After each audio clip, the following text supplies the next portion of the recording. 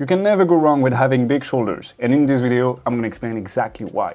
We're going to see together how you can grow your shoulders, what exercise to do, how many reps, how many sets, everything you need to know basically. So sit back, relax, sip on your favorite drink, and let's begin.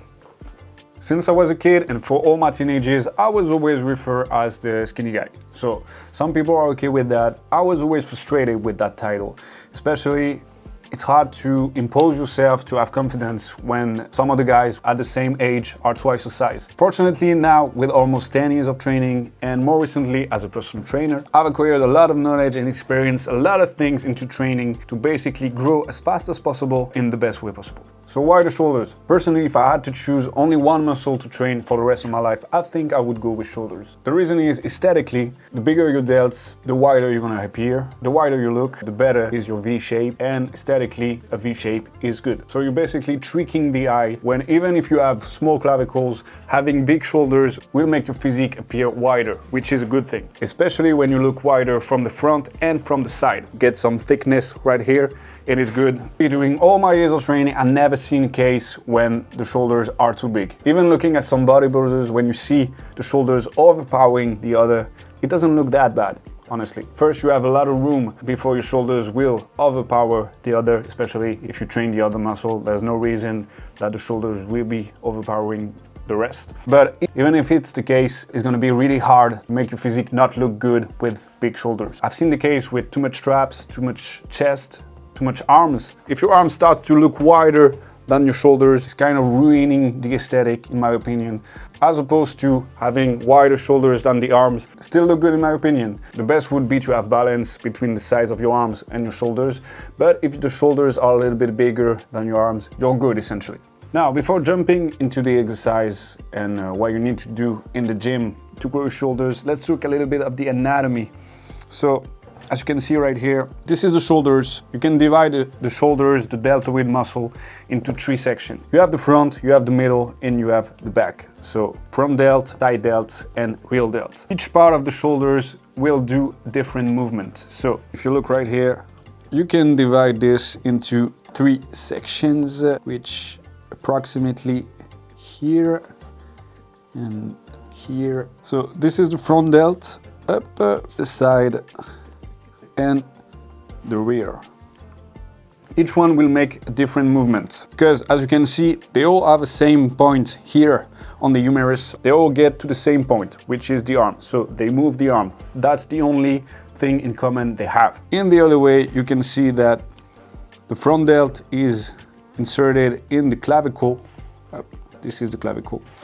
The side delt is actually on the scapula, but on the side, the most outward part of the scapula. And the real delt is actually attached on the scapula spine. We got another view right here. This is the scapula, and there's, which we call the spine of the scapula. All the real delt is actually attached on this one. Now that we know where which part is inserted, it's easier to know what the muscle do. For the side delts, when the muscle contracts, the muscle is actually getting the two insertion closer together. So if you look like this point and this point, if you shorten the distance between those two, the arm is gonna move that way, so strictly to the side. When you look at the front delt up from the side view, you get this point, shorten the distance, the arm is gonna move that way. So shoulder flexion, which we call shoulder flexion, so moving the arm up from the side delts, moving the arm out, abduction of the arm. And for the real delt, it's actually bringing your arm down and a little bit back. Now that we know the anatomy, let's see what exercises you need to do. And of course, every set of every exercise I'm gonna show should be brought close to failure. Going to failure is a primary factor of hypertrophy, so if you're not pushing yourself, your muscle will not grow. Let's start with the front delt. So usually with the front delt, there's not much problem to grow them, mainly because there's a lot of chance that you're already doing a lot of pushing movement for your chest. So with all that pushing, the front delt is going to be recruited. So in my opinion, you don't need to prioritize the front delt in your training. because it's gonna get a lot of work and it's easy to overdo. So I think for the front delt, one exercise is enough, and the exercise should be any type of shoulder press variation. You can do it seated, standing, with a barbell, with the dumbbells, on a machine. Just choose a variation that you like and stick to it. Quick tip also, more like for shoulder health and mobility, make sure to do some sets, full range of motion, fully lock out the elbows, because if you're always doing, like, let's say you're doing shoulder press seated and you're stopping right here, muscles and movement get used to something really quickly. So if you're never training your shoulders to reach that full range of motion, you might lose the ability to go on those end ranges. You don't need to go as heavy as you can on those exercises, but make sure to sometimes get a full range of motion, really lock the elbows up and down without arching too much, and your shoulders will thank you. You're gonna reduce the chances of injuries. Next, the side delts. So like I said, the side delts is primarily pushing your arms to the side, so any type of lateral raises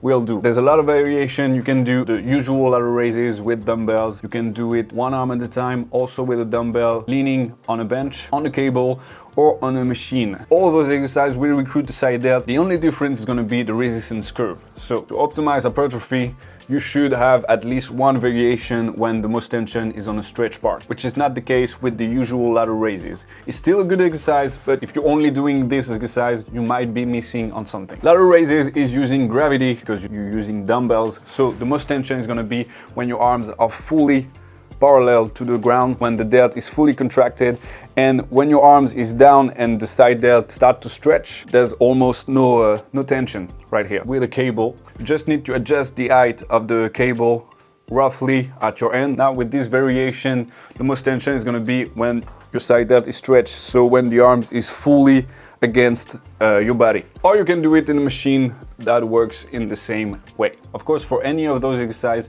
you need to make sure that your traps is not helping your delts, because your traps muscle are so much stronger than the side delt, so they can take over really easily. To make sure that doesn't happen, you just need to fix your shoulders in the middle position. So not too high, not too low.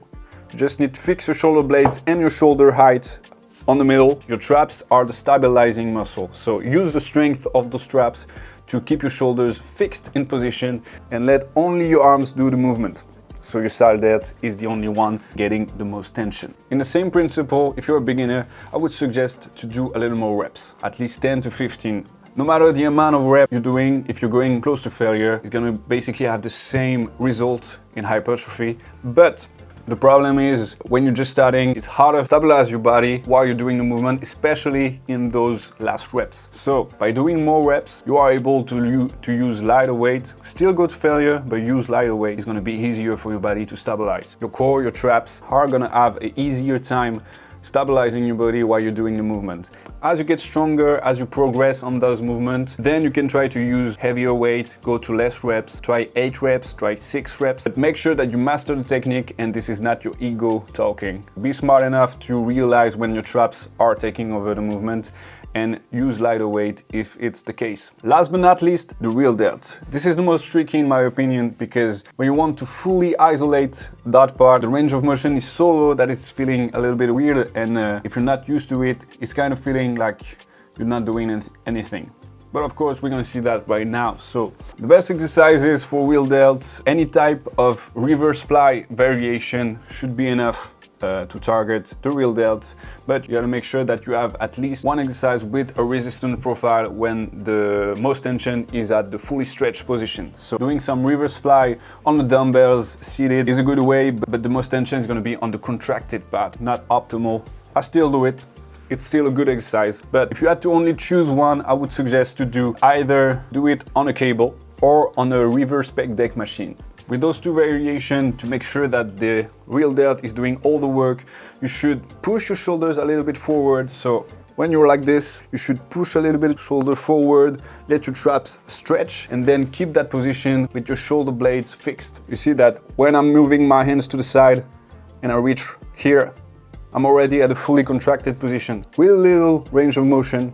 If I want to go further, I should bring my shoulder blades back, and then my traps are getting involved. So this is not what we want to do. Like the other two, go close to failure. If you're just starting, do a little more reps to make sure that your shoulder blades are not moving during the movement and the real delt are doing all the work. A little bonus exercise, what I call the real delt row. You're gonna be on an incline bench with some dumbbells. Again, your traps should be fully relaxed. Your shoulder blades should be forward and the arms a little bit bent. So you're trying to pull your elbow as far as you can without moving the shoulder blades. Same principle as the reverse fly, but with the bending of the elbow, you should be able to move a little bit more weight, so you can go heavier, but still don't let your ego talk and don't go too heavy, especially if you're just starting. Due to the position of this movement, it's really easy for the traps to take over the movement, and without even realizing it, you are doing some conventional rows and not only the real delts. So again, this is not what we want. This was the best exercises for those 3 parts of the shoulders, for improving your shoulders, make them grow. Now that you know that, you only got to include those exercises in your training. Try them out, go close to failure, push yourself, let me know how it went. And of course, if you like the video and if you want me to see the same kind of video for other body parts, subscribe to the channel. I'm gonna basically cover the whole body. If you're interested in one-on-one coaching, you can go to my website, click the link in my bio. You just gotta apply the form and I'm gonna reach back to you. Thank you guys for watching. Make sure to subscribe and I'll see you guys in the next one. Ciao, ciao.